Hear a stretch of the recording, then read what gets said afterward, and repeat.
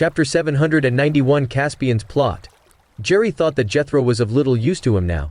If not for Jethro's skill in spells, Jerry would have gotten rid of him right away.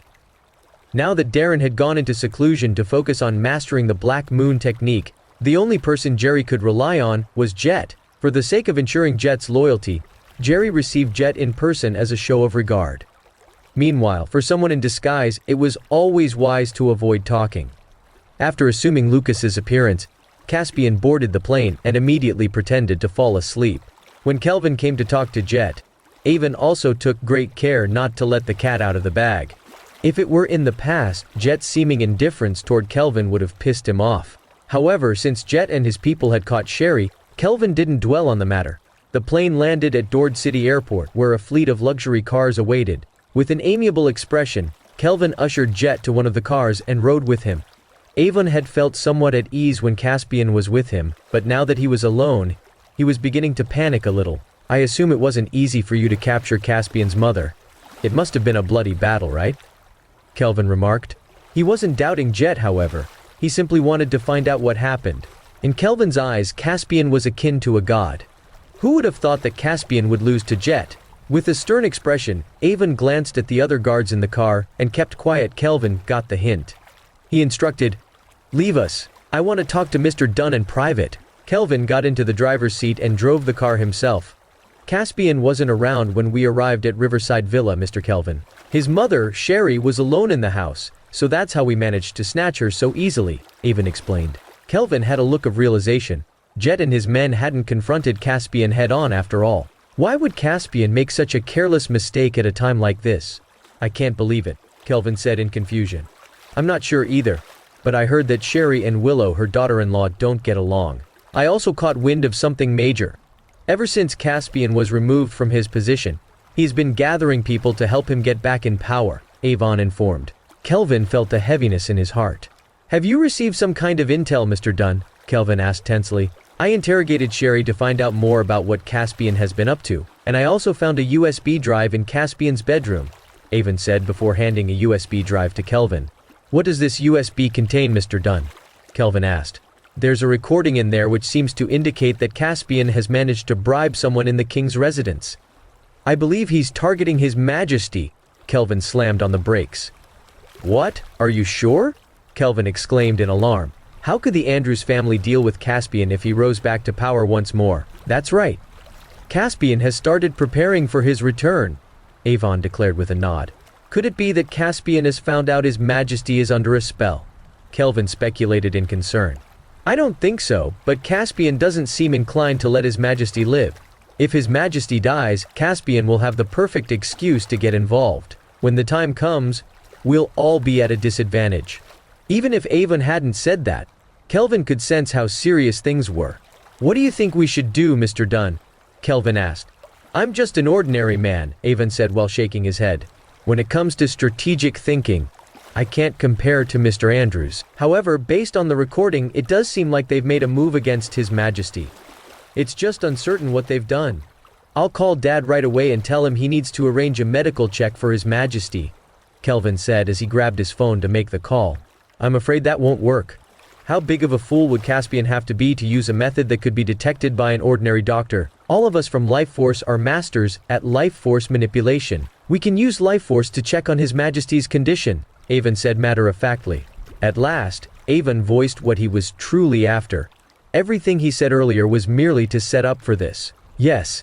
Please, Mr. Dunn. This is a matter of great urgency. I need to inform my dad at once," Kelvin exclaimed in agitation.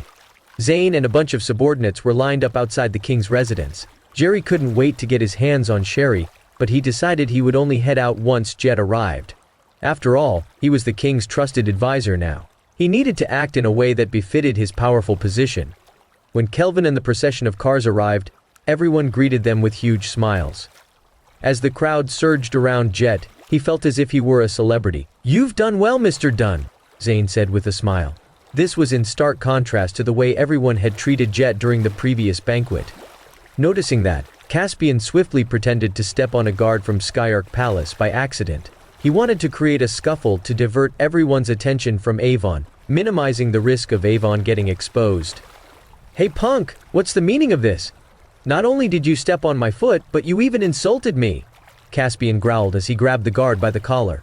The guard was stupefied. He was a member of Raging Blade, and thanks to recent events, he had grown accustomed to lording over others. Raging Blade was the most powerful group within Skyark Palace, so they showed no respect for the other groups. Therefore, the guard never thought someone would start a fight with him. "Do you really think you can do whatever you want just because you guys completed a mission?" The guard snapped as he shoved Caspian. The sudden outburst drew everyone's attention. After seeing what Caspian did, everyone understood what was happening and joined in to divert attention from Avon as well. Lena, who had disguised herself as Warren, swiftly kicked a guard. In an instant, there was an uproar as both parties engaged in a physical fight. Macy felt helpless. She wanted to join in on the fight too, but she was disguised as Sherry. She couldn't act rashly. Meanwhile, Jerry had just emerged from the king's residence. He had a lot of questions to ask Jett, but he was greeted by a fight among the subordinates instead. "Go and find out what's going on," Jerry instructed Kelvin. Kelvin hurried over to find out what happened. "What's all this? Why are you guys fighting among yourselves?" Kelvin questioned sternly. In reality, he had a fairly good idea of what was going on. The people from Raging Blade and Life Force had never gotten along. Now that Life Force had an achievement under their belt, they would no longer allow others to humiliate them the way they used to. "He started it. He stepped on me, but he twisted things around and blamed it on me instead." The guard who was fighting with Caspian cried out exasperatedly. Chapter 792 Conflict. "You're lying! You're the one who hit me first. You said we were full of ourselves, and that we thought we could act all high and mighty because we accomplished a major feat." "Everyone heard you," Caspian shouted. "That's enough. This ends now. Both of you will be punished for the ruckus." Kelvin snapped impatiently. "Mr. Andrews, Lucas here contributed a lot this time around. He was the one who found the USB drive with the recording. Surely he'll feel disheartened if he gets punished now," Avon quickly piped up. "That's enough. We're all on the same side, so let's just compromise. You two are not allowed to bring this up again, or you'll be punished severely," Jerry warned with a wave of his hand. Caspian pretended to make peace with the guard. "Carry on with your work, everyone. Lucas, come with me. You can report your findings to Mr. Andrews," Avon said. Avon figured he would feel more confident if Caspian came with him. Jerry waved him over as well. Caspian wanted nothing more than to kill Jerry himself, but he put on a mask of utmost respect nonetheless. "Mr. Andrews, Caspian stammered, playing the part of a timid subordinate to perfection. Sylvia and Avon both thought he deserved to win an award for his acting. "Don't be scared. You did a great job. You have a bright future ahead of you," Jerry said with a smile as he patted Caspian on the shoulder. Just then, two guards led Sherry over. Without saying a word, Jerry swiftly slapped the guards in the face. "Such insolence! How dare you treat Mrs. Massey with such disrespect?" Jerry rebuked them. The two guards immediately released Macy. Macy wobbled and nearly fell. Jerry swiftly tried to hold her steady. However, Macy didn't want to let Jerry touch her. So she hurriedly found her footing and stepped backward. Jerry noticed her reaction. According to his knowledge, Sherry wasn't a trained fighter, and yet her reflexes seemed too agile for an ordinary person. "Mr. Andrews, it seems like Sherry has trained in basic martial arts before," Caspian quickly said. "Is that so?" Jerry remarked doubtfully. "I believe Mr. Massey taught her some basic martial arts when they were young so that she could defend herself. She nearly fooled me too," Caspian declared. Jerry nodded without saying anything. He didn't express any doubts about Sherry's identity either. Caspian remained cool-headed the whole time, as if he had foreseen all possibilities beforehand. On the other hand, Avon and Sylvia were a little nervous. Thankfully, Jerry didn't notice that. "Mr. Dunn, are you certain that someone within Skyark Palace is working for Caspian?" Jerry asked. Kelvin had previously informed Jerry of the situation. Jerry panicked when he heard that Caspian had a mole inside the king's residence. It was precisely what he dreaded happening the most. If something happened to Balthazar, the Andrews family was done for. "There are too many people around right now, Mr. Andrews. It wouldn't be wise for us to discuss this here," Avon murmured. Jerry's expression stiffened. All along he had trusted everyone in Skyark Palace, but now he had to keep his guard up. "All right, we'll talk more inside," Jerry said quietly. To control Balthazar, Jerry slept in a spare bedroom within Balthazar's private quarters. As everyone entered Balthazar's quarters, Avon paused briefly to listen to Balthazar's breathing. Once he did so, he felt a little more at ease. Judging by the sound of Balthazar's breathing, he was in a fairly stable condition. Caspian had mixed feelings. In the eyes of others, Caspian was Balthazar's subject, but he knew full well that his relationship with Balthazar was more akin to that of friends and brothers. In fact, Balthazar even felt like a fatherly figure to him. The two men trusted each other completely. Jerry smirked when he saw the distant look in the disguised Caspian's eyes. It was a great honor for an ordinary person to even meet Balthazar. Everyone longed to work for the king. Smiling, Jerry said to Caspian, "If you do a good job, I can consider letting you be one of the guards here at the king's residence." "What? Really?" Caspian exclaimed in feigned shock. "It's always good to aim high. You did well this time." "I'll take it into consideration," Jerry said. "I only did what I was supposed to do, Mr. Andrews. It's my honor to be of service to you," Caspian declared respectfully. Jerry chuckled. Meanwhile, in a hidden chamber inside the guard barracks at the king's residence, Lyndon was crouching on the floor. He was saying repeatedly, "I'm Lyndon Gorp. I'm crazy. I'm a fool. I'm Lyndon Gorp. I'm crazy." Hendrik Everett, the deputy commander of the guards, grinned with glee as he observed Lyndon's behavior. Lyndon had been turned into a puppet, but they couldn't let him out. Otherwise, Balthazar's condition would be exposed as well. Hendrik was Darren's nephew and a member of Raging Blade. At the moment, his days consisted of him teasing and bullying Lyndon. As he took in Lyndon's dazed and absent-minded state, a malicious thought began forming in his mind. Meanwhile, the members of Life Force were assigned to the quarters originally belonging to the Three Poisons Hall. Since most of the members of the Three Poisons Hall were away, the place was left vacant. Some of the members had remained behind to guard the place, and they were uncomfortable with the members of Life Force moving in. Meanwhile, the members of Life Force had a grand time as they feasted on good food and wine. Sylvia and Lena were also disguised as Jett's followers. As they'd used a device to disguise their voices, no one noticed anything strange about them. The members of Life Force happily invited Sylvia and Lena to join in on the revelry. Sylvia and Lena felt vexed. Caspian had instructed them to locate Lyndon, but they couldn't get away from these Life Force members. As everyone was indulging in wine, Sylvia and Lena wanted to get them drunk before heading off. Alas, these people could hold their liquor pretty well. Just as everyone was having a grand time, someone kicked the door open. Sylvia glanced up and spotted a familiar figure. "Lyndon?" Taken aback, Sylvia stood up and walked toward him. "We have a strict curfew here at the king's residence.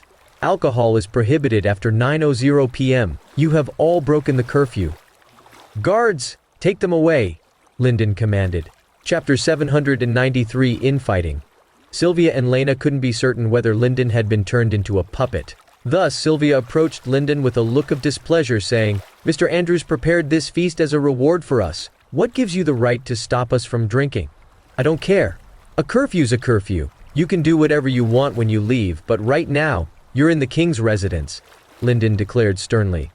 Shuffling forward in a seemingly drunken manner, Sylvia grabbed an empty bottle and attempted to attack Lyndon with it. However, Lyndon didn't move at all. At the same time, Hendrik, who was standing behind Lyndon, knocked the bottle away. "We don't care who you are. We're going to do whatever we want. We'll only leave if Mr. Andrews tells us to," Sylvia shouted. She didn't intend to continue testing Lyndon. From the earlier exchange, she had already noticed Lyndon's somewhat empty gaze. After hearing what Sylvia said, the members of Life Force joined in heartily.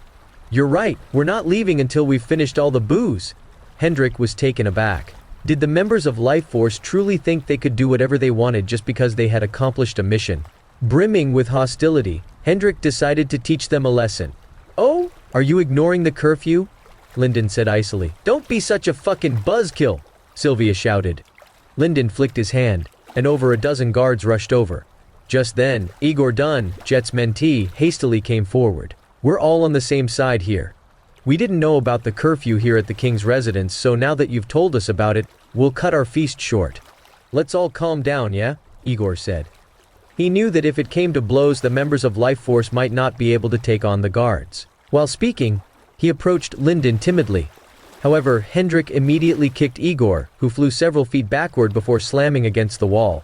After taking in Igor's pathetic state, the members of Life Force immediately shook their heads. They all thought Igor was too weak. They would much rather follow Sammy's orders instead. All eyes were on Sylvia, who was disguised as Sammy. The moment she gave the word, they would immediately attack the guards. Meanwhile, Lena also sensed something amiss about Lyndon and the way he spoke. It felt like he was acting as someone else's mouthpiece instead.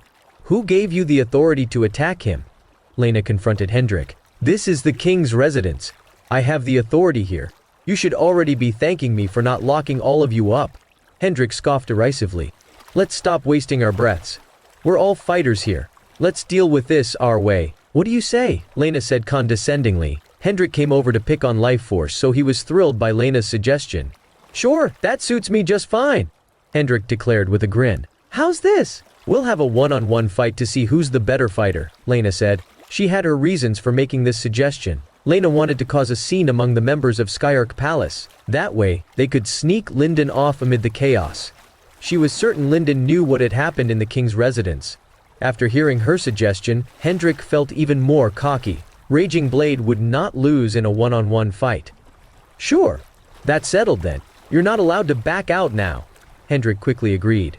At last, the members of Life Force finally sensed that something was up. Though they were all in varying states of inebriation, they still had some of their wits. The guards were all elite fighters from Raging Blade, so the members of Life Force knew they couldn't win against the guards. Igor, who was still on the floor, was stupefied when he heard Lena's suggestion. Such a situation was detrimental to Life Force. Who wants to go first? Hendrik asked the guards. All of them stepped forward. They all thought they could easily take down the members of Life Force, so naturally, they all volunteered to go first. On the other hand, the members of Life Force were all hesitant. They didn't know what to do. It was too late to back down. The guards felt even more smug when they saw the members of Life Force cowering. Just then, Lena took a step forward and pointed at Hendrik, asking, "Why don't you go first? We can set an example for the others." All of the guards were stunned. They couldn't believe how brazen Lena was. What gave her the nerve to challenge Hendrik? Hendrik came forward with a grin. He didn't think Lena could do anything to him at all. After all, she was merely one of Jett's mentees. Lena let out a roar as she charged at Hendrik. The guards all guffawed at her amateurish attack.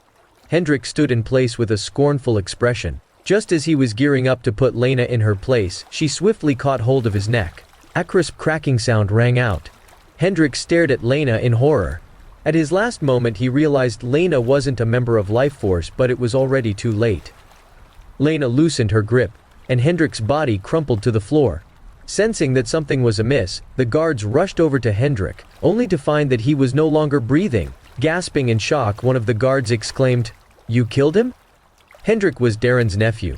Once Darren returned from his seclusion, he was bound to come after Life Force. "Isn't it normal for casualties to happen in a one-on-one fight?" Lena retorted coolly. The members of Life Force were flabbergasted when they saw how easily Lena took out Hendrik. Instantly, they felt a lot more confident. "If you're upset, go ahead and tell Mr. Andrews about this. Though I must say, it'd be such an embarrassment if you people complained to him just because you lost a fight. Of course, if any of you want to avenge Hendrik, I'll be more than happy to take you on," Lena said tauntingly. One of the guards immediately came forward. He figured that Hendrik only lost because of carelessness, so he wanted to get even on Hendrik's behalf. To everyone's absolute shock, Lena once again killed the guard within seconds. The members of Life Force were thrilled, but the guards refused to accept such an outcome. In an instant, both parties clashed together. Once the fight began, Sylvia and Lena swiftly scurried away. This was precisely the result they were hoping for. The greater the casualties among the people of Skyark Palace, the happier they were.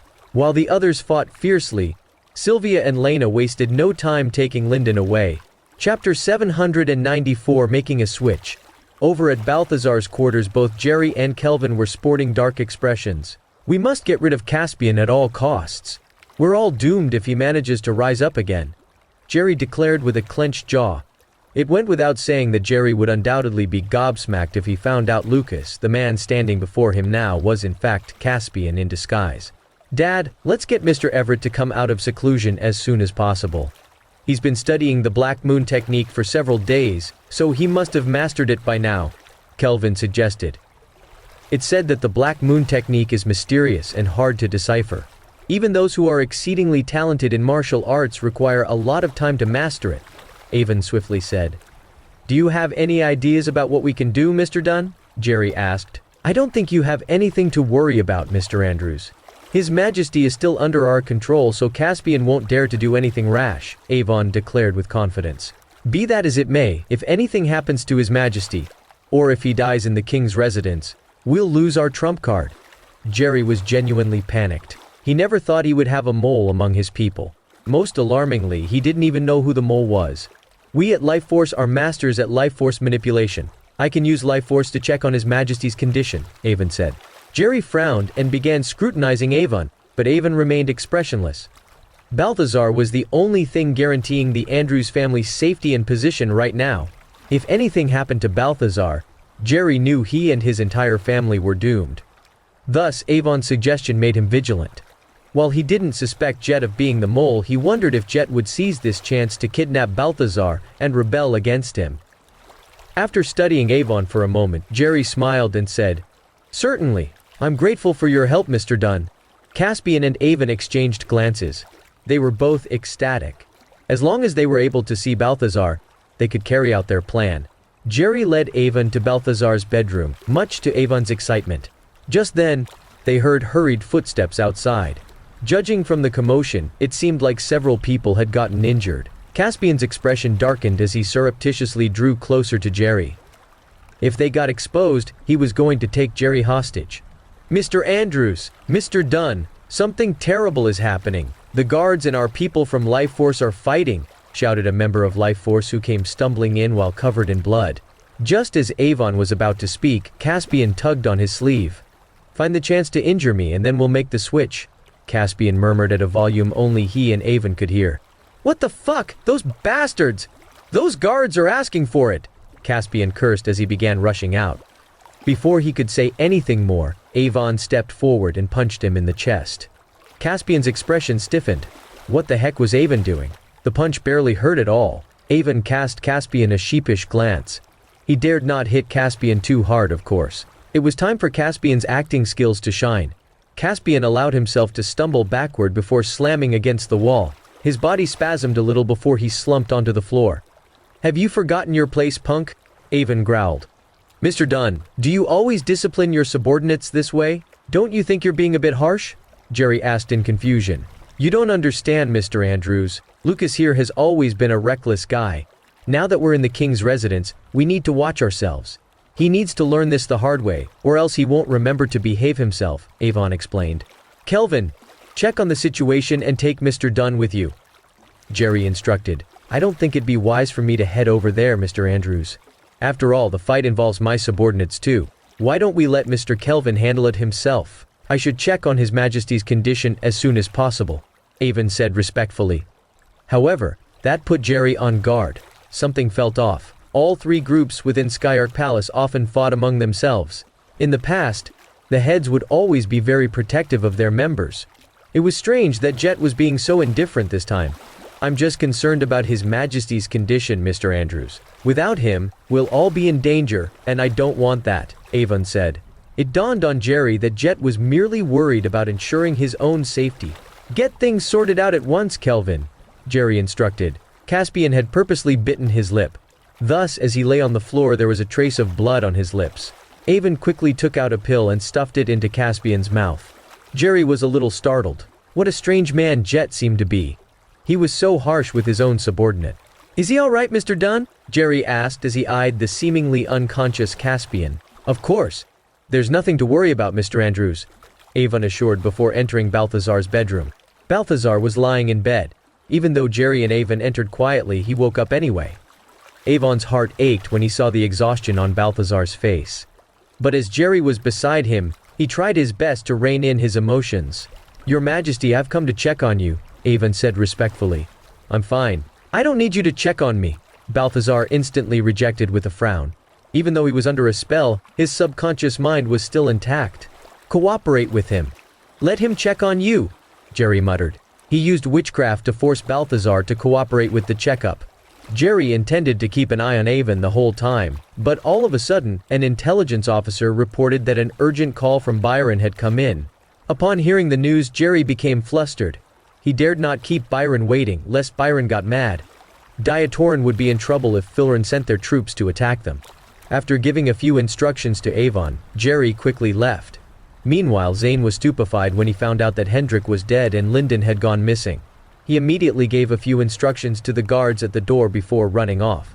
Caspian had been trying to come up with a way to get rid of Jerry and his sons, but now, all three of them had left Balthazar's bedroom. This had saved him the trouble. After confirming that there weren't any security cameras around, he immediately stood up and disguised himself as Balthazar. Chapter 795 At a loss. Concerned about Balthazar's condition, Jerry immediately rushed back to Balthazar's bedroom after finishing his exchange with Byron. By the time he got back, Avon, disguised as Jett, had already completed Balthazar's health check. Balthazar looked extremely pale. Startled, Jerry swiftly asked, "Is His Majesty all right, Mr. Dunn? I never thought Caspian would be this vicious." "His Majesty has been poisoned, but thankfully I discovered it in time," Avon informed with a sigh. "Is His Majesty's life in any danger? I've assigned doctors to keep an eye on his condition at all times, so why didn't they detect anything unusual?" Jerry asked in concern. "As I said, Caspian's a vicious man. He used a colorless, odorless poison that's hard to detect. If I hadn't used life force to check on His Majesty's condition, the poison would have gone undetected. Thank goodness we caught it in time," Avon said solemnly. "Tell me the truth, Mr. Dunn. How is His Majesty now?" Jerry questioned frantically. "I used life force to quell the poison.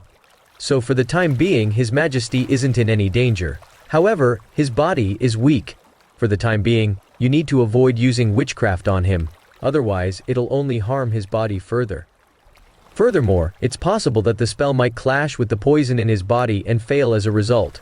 Jerry felt a little less worried after hearing Avon's response. Thankfully, he now held most of the real power in Diatoran. Even without Balthazar, he wielded enough power to get things done. Although Byron was being rather aggressive, he was clearly hesitant and wouldn't dare to declare war just yet. Right now, Caspian was the only person Jerry was concerned about. Caspian was his biggest threat. "Thank you for everything you've done, Mr. Dunn. You look tired. Why don't you stay the night here at the king's residence?" Jerry suggested with a smile. Avon was startled. Not many could enjoy such a privilege. In any case, Avon was no fool either. He wasn't going to stick around at the king's residence any longer than necessary. He'd have to be on his guard at all times. "I'm nothing but a lowly man, Mr. Andrews. It has already been a great honor for me to even meet His Majesty. I still have matters to attend to, and I need to check on my subordinates too," Avon said as he silently ushered the injured Lucas toward the door. Jerry didn't try to keep Avon. He simply instructed his people to walk them out. Once Avon was gone, Jerry returned to Balthazar's bed. He shook his head as he observed Balthazar's frailty. "You'd better hang in there a little longer, you old fogey." At Dord City, Logan had prepared a lavish villa for Sherry. Ever since he got the news, he got restless and couldn't stop pacing around. Logan felt excited and nervous at the same time. He had also prepared a gift to welcome Sherry. Dark smoke rolled out of a cave outside South Lake City. Soon, two disheveled men rushed out while coughing hard. They were the real Warren and Lucas. After escaping, they hid in a remote cave. To avoid being discovered, they even cooked and relieved themselves inside the cave. Alas, on this occasion, the smoke got too choking. They were forced to leave the cave for air. As soon as they emerged, they spotted a few inspectors from the Inspector General's office. Before they could register what was happening, Joey and her subordinates apprehended them. "Chief Sanders, I think these two men are martial arts fighters. Should we report this to the higher-ups?" one of the inspectors asked. Joey shook her head. She knew who these two were, so it was better to avoid reporting them to the superiors for the time being. "That won't be necessary. They're just petty thieves. We'll lock them up for now," Joey said. Over at Raging Blade, Theo was sitting imposingly in front of everyone. Darren was away, and as the vice head of Raging Blade, Theo was naturally able to lord over everyone else. At last, he got a taste of how it felt to be superior to everyone. He relished it very much. Prior to this, he didn't hold any sort of noteworthy rank in Raging Blade. "Mr. Russell, now that Life Force has captured Caspian's mother, we need to make a good showing too. If not, they might climb over our heads," Cornelius Eckert, the second elder of Raging Blade, exclaimed. Ever since Theo became the vice head, he idled his days away without doing anything worthwhile. He had no respect for the others either, be it the elders or the protectors. "Oh? Do you have some sort of brilliant idea, Mr. Eckert?" Theo commented condescendingly. Cornelius was infuriated by Theo's smug demeanor. In the past, Theo was a nobody. Somehow, he became the vice head. Since Theo was favored by Darren, Cornelius had no choice but to be respectful. "I just have a suggestion. Why don't we capture Caspian's wife? We can use her as our trump card too." That's a good idea, why don't you handle that? Theo suggested indifferently. Cornelius was irate, and everyone else was pissed as well. However, they couldn't do anything about it. Just then, one of the subordinates rushed in and cried out in alarm. "Bad news, Mr. Russell! Mr. Hendrik has been killed." Hendrik, of course, was Darren's nephew. Everyone in Raging Blade assumed that Hendrik would be the next head of Raging Blade. Darren didn't have a son, so he raised Hendrik as if he were his own son. Naturally, this was sorrowful news to everyone, except for Theo. On the contrary, he was thrilled. Now that Hendrik was dead, Theo had an even higher chance of becoming the next head of Raging Blade. Nevertheless, he forced himself to rein in his joy and put on a furious expression. The audacity! Who did it? Does he have a death wish? How dare he touch one of us? Theo roared. It was Warren, one of Jett's mentees from Life Force, the subordinate reported. I see. Mr. Eckert, this is a matter of great urgency. We need to avenge Hendrik right away. Lead our people over to Life Force and catch the punk who did it. I'll execute him in public. As soon as Theo said the word, all the Raging Blade members rose to their feet. They wanted to avenge Hendrik. Plus, this was also a good chance to curry favor with Darren.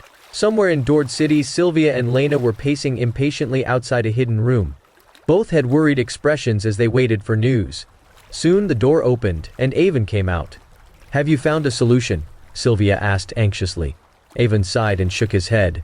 Aren't you supposed to be a medical genius? Why haven't you found a solution yet? Sylvia exclaimed in agitation. Chapter 796, Establishing a Connection. They used witchcraft on His Majesty. It's not an illness. I'm a doctor, so I'm not familiar with witchcraft. In any case, I took out one of the cursed bugs they planted inside of him. I'll study it and see if I can find a way to kill these bugs, Avon said. But we don't have much time. Lord Caspian is acting as His Majesty right now, so we need to get rid of the curse on His Majesty as quickly as possible. Otherwise, Lord Caspian's life will be in danger, Sylvia said anxiously. That's right. Lord Caspian has put himself in an extremely dangerous situation. Although he can fool them for now, sooner or later he'll be exposed, Lena chimed in. Jerry has always had a suspicious nature. Things will go south if he detects anything out of the ordinary. But even if we rescue His Majesty, we can't get rid of the curse they used on him. It's so frustrating, Sylvia said helplessly. All we can do is try our best. It'd be great if we could find some kind of substance that can be used to suppress the cursed bugs. But since Jethro isn't in Dord City, it's impossible for us to get the antidote for the cursed bugs from him, Avon said. Oh, right. Aren't you going to be making frequent trips to the king's residence? Maybe you can get some information from Jerry? Sylvia said. The moment we find a lead regarding the antidote for the cursed bugs, we'll steal it. After all, we have Mr. Salgado to help us, Lena declared confidently. She had complete faith in Wilfred's expertise. There was nothing in the world that he couldn't steal. I'm a little worried about Macy. What if they find out who they have is merely her in disguise and not Lord Caspian's mother? Sylvia spoke up as she recalled Macy. Even though they didn't see eye to eye on some things, it didn't matter. Sylvia thought of Macy as her sister. Don't worry, Macy's a strong-willed woman. As long as the disguise remains in place, you have nothing to worry about, Avon said. He trusted Macy's abilities. After all, she had snuck into Filren alone and successfully assassinated Camden, the previous king of Filren. An undercover mission like this was a piece of cake for her.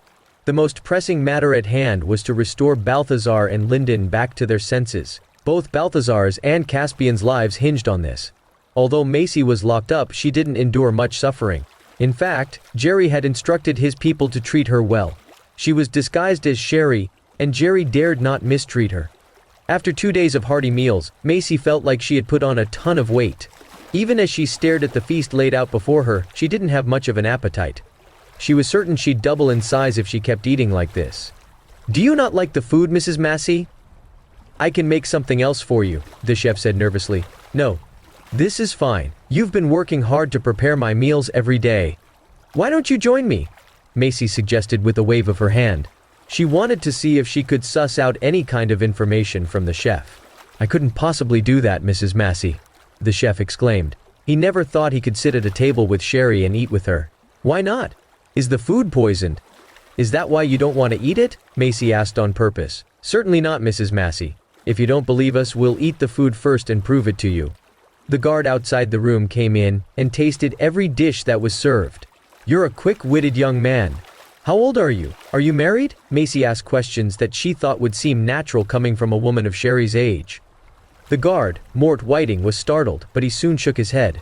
Sherry was a lot friendlier than he expected. Mort felt a little sheepish. He'd never discussed his love life with anyone before. I can't believe you're not married. You're a handsome young man who's working here at the king's residence. You don't even have a girlfriend? Well, I know a lot of lovely young women. Shall I introduce one to you? Macy asked with a chuckle. You flatter me, Mrs. Massey. The young women you know must be from privileged backgrounds. I can't possibly be good enough for them, Mort said meekly. Though he would be thrilled to marry a rich and beautiful young woman. You should have more confidence, young man. A lot of women think highly of soldiers these days. Plus, since you know how to fight, women will feel safe when they're with you, Macy said. Her response made Mort feel good. He did have a job here at the king's residence, though he was nothing compared to the Andrews family. However, if he managed to land himself a wife from a powerful background, it would open all kinds of doors for him. Are you genuinely offering to introduce someone to me, Mrs. Massey? Mort asked somewhat excitedly. Macy felt a burst of delight. She was merely fishing around for ways to get Mort to open up. Since he had taken the bait, she figured she could gather some information through him. Of course. Tell me what you want in a partner. I'll see if I can think of someone who'd suit you, Macy said. I'm a nobody, Mrs. Massey, so I don't expect anything from my partner, Mort muttered as he lowered his head. Hey, now, I told you to be more confident. You're not going to make anything of yourself if you keep putting yourself down like this. Who's going to think highly of you if you think so poorly of yourself too? Macy continued to build a connection with Mort. I'm an orphan, Mrs. Massey. I grew up in an orphanage, so I doubt any woman would want to marry me, Mort said sorrowfully. Macy felt a tinge of pity for Mort, but now was not the time for her to be compassionate. Half an hour later, Mort had given Macy a full account of his past.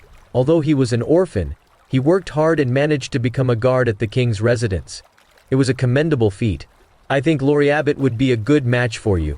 I'll give you her number some other time, Macy said. She'd come up with a random name on the fly. Looking rather excited, Mort started treating Macy with even more respect.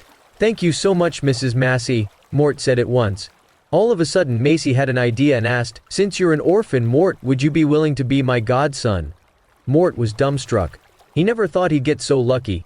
He'd have a bright future ahead of him in Dord City if he became Sherry's godson. Having come from an impoverished background, Mort knew the importance of connections. He swiftly lowered his head to Macy out of respect. Macy nodded in satisfaction, though she also felt a little sorry for using Mort's tragic background to manipulate him.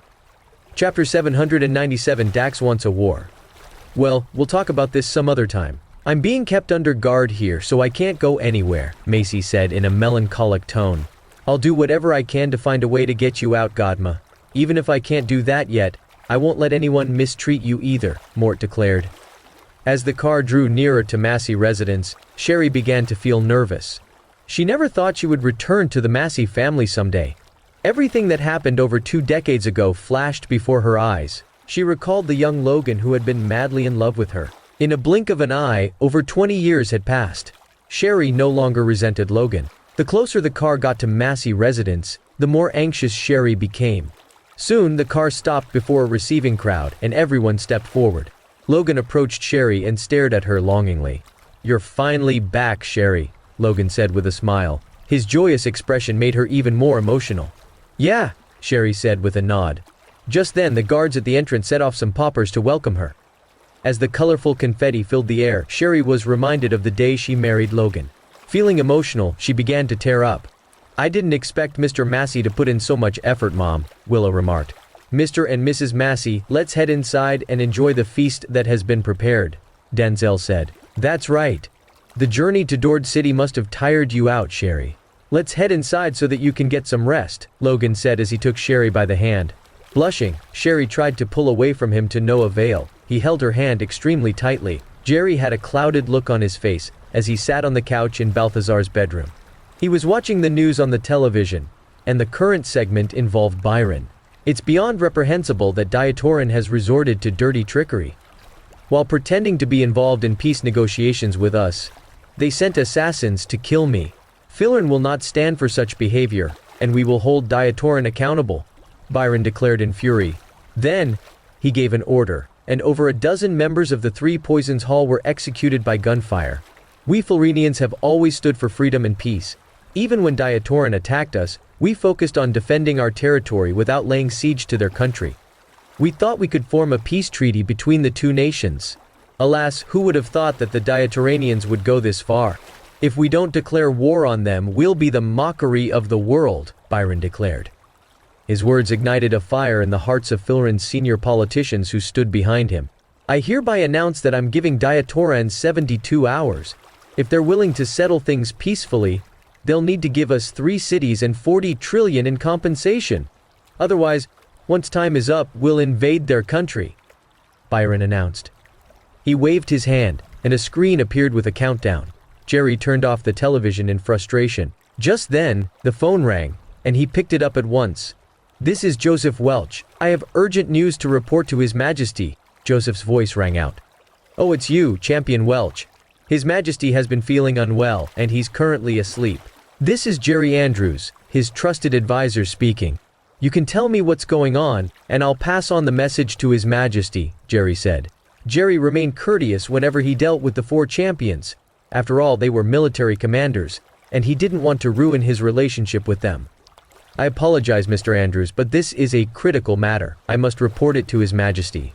Even though Joseph was unaware that Jerry had used a spell to control Balthazar, he didn't think highly of Jerry either. Despite feeling displeased, Jerry dared not make any comments. He couldn't afford to offend the 4 other war gods, apart from Caspian, not until he reclaimed command over the military from them first. Well, you'll just have to wait then, Champion Welch, Jerry said before ending the call. Soon the 3 other war gods called as well. Keith and Benjamin specifically said they wanted to report to Balthazar directly. The last call was from Dax, who was stationed at West Eredlands. Jerry was terrified when he heard what Dax said. The King of Filrin has pissed me off. They're the ones who lost the battle. How dare a bunch of losers take that arrogant attitude with us? I've dispatched 500,000 soldiers to the border of West Eredlands. If the Florinians make even a single move against us, I'll immediately launch an assault on them, Dax growled in anger. Don't do anything reckless, Champion Santos. His Majesty is currently resting. Once he wakes up, I'll report this to him and let him give the command. If we go to war, it won't be as simple as a war between us and the Florinians. The other countries won't stand by and do nothing, Jerry hastened to say. So what? When we have feared anyone? Diatoran has survived an attack from all fronts before, and we defeated them all, didn't we? Dax declared matter-of-factly. What's the meaning of this, Champion Santos? Are you going to disobey His Majesty's orders? Jerry snapped. He was deathly afraid that Dax would launch an assault on the Florinians, which would certainly infuriate Byron. I haven't even spoken to His Majesty yet, Mr. Andrews, so how am I disobeying his orders? Dax retorted. He didn't like Jerry either. His Majesty hasn't given the order yet. If you dispatch the soldiers without his permission, it'll be considered an act of betrayal against him and the nation. Calm down, Champion Santos. I'll get His Majesty to take your call, Jerry said before setting the phone receiver down. He hurried over to Balthazar's bed. After much hesitation, he decided to wake Balthazar.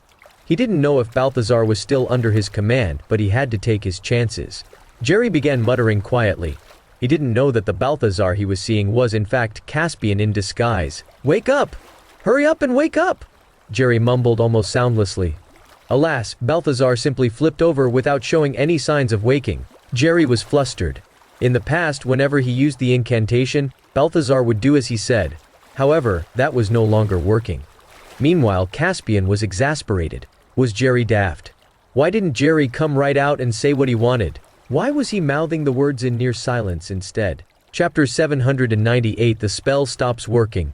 Caspian planned on pretending to be asleep until Jerry gave the command out loud. Then, he would do whatever Jerry said to dispel Jerry's suspicion. Meanwhile, Jerry was panicking hard. He didn't know what to do. He even wondered if Jethro had done something. If Jerry failed to awaken Balthazar, he wouldn't be able to stop Dax from dispatching the soldiers. Nevertheless, Jerry had no choice but to return to the phone and say, His Majesty is sound asleep, Champion Santos. I can't wake him. However, as soon as he finished speaking, Dax ended the call. Jerry was flabbergasted. It was clear that Dax was going to make a move against Filrin. Jethro, you bastard! You were dishonest with me! Jerry roared, pinning all the blame on Jethro. Jethro had been the one who volunteered to assassinate Byron. Not only did he fail, but he even gave Byron something to use against Diatoran. Just then a guard came in and reported, Mr. Roman is asking to see you, Mr. Andrews. Jerry was furious, but at least he could now take his anger out on Jethro. Give the order. Later, if I give the signal, apprehend Jethro at once, Jerry growled. Looking at Jerry's expression, the guard could already imagine what might unfold later. Soon Jethro came in with 2 black bags. He looked completely calm, as if unaffected by his failed assassination attempt. Greetings, Mr. Andrews, Jethro said with a nod. How did things go with your assassination attempt, Mr. Roman? Jerry asked, despite knowing that the mission had failed. Even though we failed to kill Byron, we didn't walk away completely empty-handed, Jethro calmly reported. Jerry was infuriated.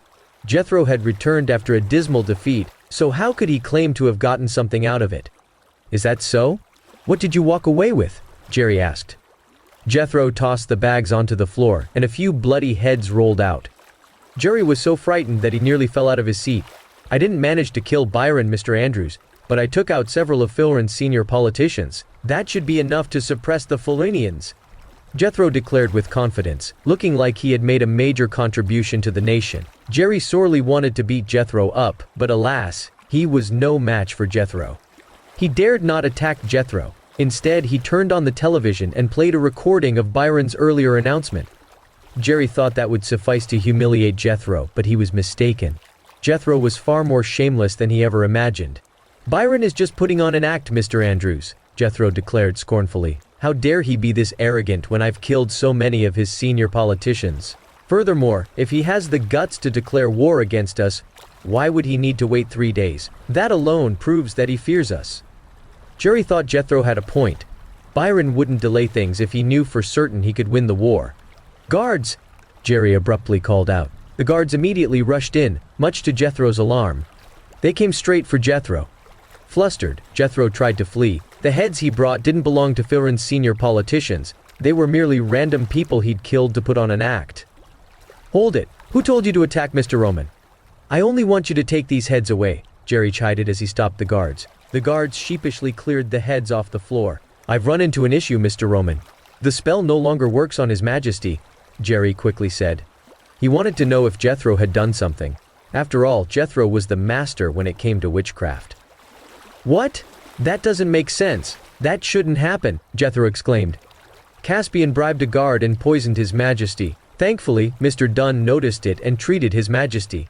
Mr. Dunn said that His Majesty's condition is unstable due to the poison, Jerry informed Jethro.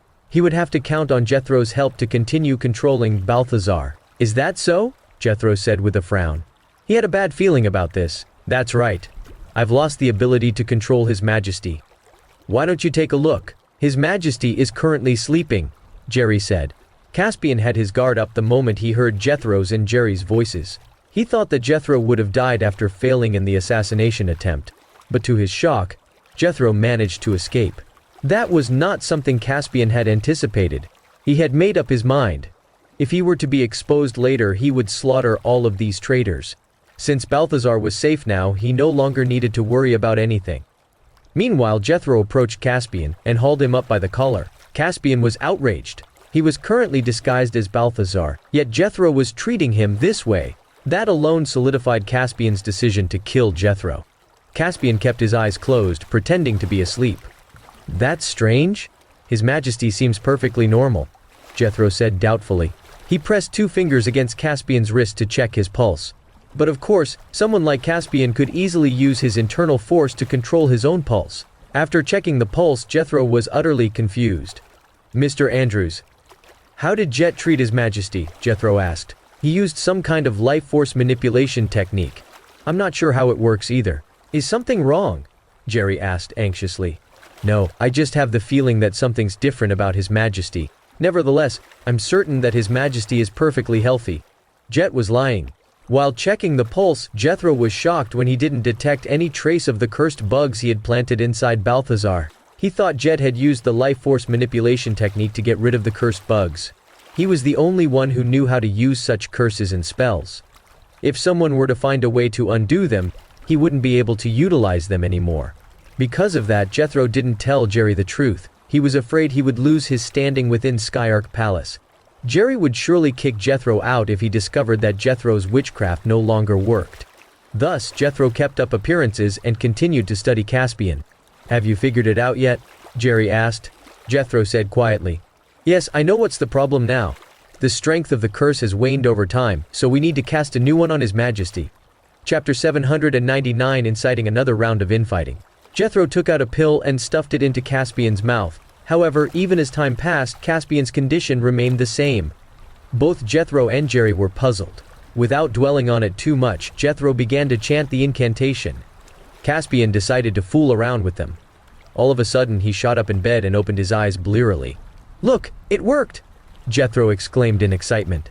Alas, as soon as he said that, Caspian lay back down. Jethro repeated the incantation, but nothing happened. He continued with his attempts for almost an hour to no avail. He was dumbfounded. This was his first time encountering such a strange situation. Forget it! It's almost been an hour. I'll get Jett over and have him figure out what's going on, Jerry said impatiently. He could no longer fully trust Jethro. Naturally, Jethro sensed the change in Jerry's attitude toward him, but he couldn't understand why his curse didn't work this time. Scratching his head, he smiled sheepishly and explained, I think it's because His Majesty is still recovering. The curse hasn't fully taken hold of him yet. It should work in a few hours. Jerry paid Jethro no mind as he didn't quite believe him anymore. In fact, Jerry was starting to doubt whether Jethro had truly assassinated several of Filren's senior politicians. If that were true, why was there no news about it from Filren yet? When Avon, disguised as Jett, entered the headquarters of Life Force, he immediately caught the stench of blood. Mr. Dunn, you're finally back! Someone shouted. In an instant, a group of people appeared. They were members of Life Force, and they were all ridden with injuries. The moment they spotted Jett, they kneeled before him. Sylvia, who was among them, had to kneel as well, lest she aroused suspicion. Startled, Avon quickly pulled Sylvia back onto her feet before saying, Tell me what's going on. The guards attacked us, Mr. Dunn. We can't let them get away with it. We must make them pay for this, Sylvia declared angrily. Please seek justice on our behalf, Mr. Dunn. The other members chorused in unison. It went without saying that Avon wanted Skyark Palace to be embroiled in conflict. Such a situation would be beneficial to Caspian and his allies. We're all working for Mr. Andrews right now. I'm afraid it wouldn't be wise to confront them now. Furthermore, Mr. Andrews picked the guards himself, Avon said. He only wanted to use reverse psychology on them to rile them up. He didn't expect the members of Life Force to actually lose their drive for revenge the moment they heard what he said. We've also made a huge contribution this time, Mr. Dunn. Why should we let others humiliate us? Mr. Andrews is being so unfair. We can't keep letting others walk all over us, Sylvia cried out angrily. What do you think we should do then? Avon asked grimly. Mr. Dunn, we don't seem to be benefiting from working for the Andrews family. I think we should just leave. We're all capable people. Even if we leave, we can still make something of ourselves, Sylvia declared. Avon checked the reactions of the Life Force members. Evidently, they weren't satisfied with her suggestion. That's ridiculous. Even though the guards are in the wrong this time, the Andrews family has treated us well all along. Without their support, we couldn't have made it this far. If anyone says anything like that again, I won't go easy on them. Avon played it safe and threatened. There was no telling whether anyone present was a mole for the Andrews family. What about our fallen comrades, Mr. Dunn? Are we just going to sit here and do nothing? Sylvia questioned. Those who wish to accomplish great things must not sweat the small details. If anything, we can just seek compensation from Mr. Andrews, Jett said. Upon hearing that, the members of Life Force felt utterly defeated. They wanted Jett to stand up for them. Who would have thought that he was a coward himself? He didn't care about the deaths of his followers. Just then, a guard standing outside shouted, Mr. Andrews wants to see you, Mr. Dunn. When the members of Life Force saw the guard, they immediately eyed him with hostility. Thus, the guard dared not enter and chose to shout from the entrance. Got it. I'll go over right now, Avon said before glancing at Sylvia. Something must have happened for Jerry to summon him now. Once Avon left, Sylvia started stirring the pot again. Guys, Mr. Dunn has his reasons. He has his hands tied too. We'll have to sort this out ourselves. Her words struck a chord with everyone. They didn't want to confront the Andrews family, but that didn't mean they wanted to drop the matter entirely. When have we ever been treated this way? Sylvia fumed. Those who want vengeance, come forward now. Immediately, some of them stepped out of the crowd. Are you trying to start a rebellion? You're trying to rile us up on purpose, one of the members said. Sylvia swiftly kicked the person who had spoken. I'm just trying to seek justice for all our sakes. Are you willing to let the guards humiliate us like this? I won't force anyone to join me if they're not willing. I'll cut off all ties with life force and confront the guards as nothing more than a martial arts fighter," Sylvia declared. She managed to convince many of the members, and a lot of them joined her. Only a portion of them remained unmoved. Although only approximately half of them joined Sylvia, that was enough for her. Her goal was simply to create chaos in Skyark Palace. Over at the guards' quarters, Kelvin was frowning hard. He couldn't believe someone from Life Force had killed Hendrik, the deputy commander of the guards. Wasn't that a blatant provocation against him? He was even more furious that Lyndon had disappeared during the chaos. Lyndon was extremely important to the Andrews family. If Jerry found out about Lyndon's disappearance, Kelvin would be severely punished as well. Thus, Kelvin didn't want to waste any more time. He had to locate Lyndon at once. Just then, a few guards hurried over with two unfamiliar men. "Have you found Lyndon?" Kelvin asked frantically. He wouldn't be able to rest easy until they caught Lyndon. Chapter 800. A Blunder. "Sir, we haven't found Lyndon, but we found these two people sneaking around outside the king's residence. They want to have an audience with His Majesty, but they refused to tell us why, so we decided to bring them to you," the guard said while pushing the two men forward. "I'm Kelvin Andrews, the commander of the guards and the son of Jerry Andrews, His Majesty's trusted advisor. Why do you wish to see His Majesty? Explain yourselves," Kelvin questioned the two commoners who were dressed simply. The two men exchanged glances before kneeling in front of Kelvin. "Please stand up for us, Mr. Andrews," the men cried out tearfully. "What happened? You can tell me," Kelvin said with faux agreeableness. "Mr. Andrews," the men cried out tearfully. "We're from Panville. A few days ago a man came to our community. He said he was going to fill in to assassinate their king and needed a place to stay, so we took him in. But he turned out to be a cold-blooded killer instead." The two men paused and started wailing. Kelvin figured out what was happening. He deduced that the two men were talking about Jethro. That murderer killed a few people in Panville and beheaded them. He also forbade us from reporting this to anyone. Kelvin had a look of realization. Jethro was trying to trick them all. If this got out, Jethro would be dead meat. Either way, Kelvin didn't care what the truth was. All he knew was that he had something to use against Jethro now. To think that such a deplorable person is roaming free in Diatorin. Rest assured, you two. I'll find a way to locate this man and punish him. Guards, tend to these two men. I'll meet His Majesty and report this to him right away," Kelvin said with a smile. "Thank you, Mr. Andrews." The two men thought they had found a righteous official who would seek justice on their behalf. Alas, they had no idea they were entering the lion's den. Avon had never met Jethro before. When he shook hands with Jethro, there was a brief trace of unease in his eyes. Jerry picked up on that. "Mr. Dunn, what did you do to His Majesty? His Majesty no longer responds to my commands," Jerry questioned Avon. "I told you, Mr. Andrews. His Majesty is too frail right now. If you try to use witchcraft on him, his body will crumble apart," Avon explained. Jerry and Jethro both sported thoughtful looks. Just then, Avon heard a barely audible whisper. Morse code. It was something everyone in the army learned during their basic training, and Avon was well versed in it as well. He knew Caspian had something to tell him. "I'm not familiar with witchcraft, Mr. Andrews. Let me check on His Majesty again," Avon said before sitting down on the edge of the bed. He placed the fingers of his right hand on Caspian's wrist. Using internal force, Caspian controlled his pulse and used it to convey a coded message. "Have you found a solution yet?" Avon tapped out his response. "No." Caspian gave him another coded message. "I have the pill with the cursed bug under my tongue. Find a chance to get it out and study it." "Got it." Avon was thrilled by the news, but he didn't waste any time on unnecessary comments. The pill with the cursed bug was precisely what he needed. Meanwhile, Jerry and Jethro both felt apprehensive as they watched Avon, who had his eyes closed. Balthazar was Jerry's trump card. If anything happened to Balthazar, Jerry wouldn't be able to continue having an iron grip on Diatorin. All of a sudden, Avon gave Caspian a pat on the back. Caspian coughed and pretended to vomit, silently spitting out the pill onto Avon's palm. Then, Avon pretended to check Caspian once more. "Mr. Andrews, there's an urgent call from Champion Welch of the Central Plains," a guard suddenly reported. Annoyed, Jerry snapped. "I told him to hold his horses."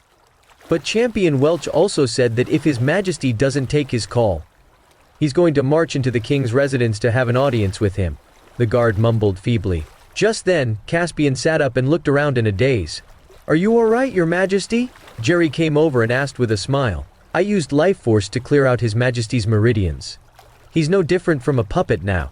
He'll do whatever you say, Avon muttered to Jerry. Jerry was overjoyed. Everything would be fine as long as Balthazar obeyed his orders and appeased Joseph. Joseph was getting suspicious, so it was important to dispel his doubts. Mr. Dunn, Mr. Roman, bring His Majesty over to the phone so that he can talk to Joseph, Jerry instructed. Then, Jerry muttered some words into Caspian's ear, using him as a mouthpiece. The 4 war gods are to hold their positions and defend their territories. No one is allowed to act without my command or they'll be executed. Your Majesty, is that you? Joseph exclaimed agitatedly. He had heard rumors about Balthazar being controlled like a puppet, but now that he was on a call with Balthazar himself, he felt less concerned. That being said, Joseph was still somewhat doubtful. Why did Balthazar insist on having Caspian withdraw from Philrin? At the time, Caspian and his army had already conquered Philrin's capital. It would have only been a matter of time before they conquered all of Philrin. It's me, Champion Welch. Did you have something to tell me? Caspian asked. To dispel all possible doubts, Caspian repeated the words Jerry had fed to him. Are you all right, Your Majesty? Joseph asked in concern. Everything's fine. I've just been very busy, and I came down with the flu because of that, Caspian replied, again as per Jerry's instructions. Now that Joseph finally got on a call with Balthazar, he swiftly reported on Diatoran's situation. Your Majesty, the Florinians have been posturing more and more at the border of West Aridlands. Champion Santos has already dispatched 500,000 soldiers to the border. I'm worried that he might not be able to handle the battle himself, so I plan on sending 200,000 of my soldiers as reinforcements, Joseph said. Alarmed, Jerry hurriedly shook his head and waved his hand. Excellent, Caspian said. Jerry was dumbfounded. Why did Balthazar say that? Tell him to stay put. Don't make any reckless moves, Jerry whispered into Caspian's ear. Tell him to stay put. Don't make any reckless moves, Caspian repeated verbatim. I will pass the message to Champion Santos, Your Majesty. What about the reinforcements? Joseph asked. Jerry was flustered. He had made a blunder with the sentence, and Joseph misunderstood his meaning. Alas, he couldn't even raise the volume of his voice, lest Joseph sensed something was amiss. Tell him no, Jerry said as he glared at Caspian. He even raised his right hand in front of Caspian, poised to hit him if he said the wrong thing. No, 200,000 isn't enough. You need 500,000, Caspian swiftly said to Joseph. Jerry felt like he was about to pop a vein. If 1,000,000 soldiers were gathered at West Aridlands, it meant that a battle was inevitable. On the other hand, Joseph didn't suspect a thing. This was the response he expected from Balthazar, the mighty and imposing ruler he knew.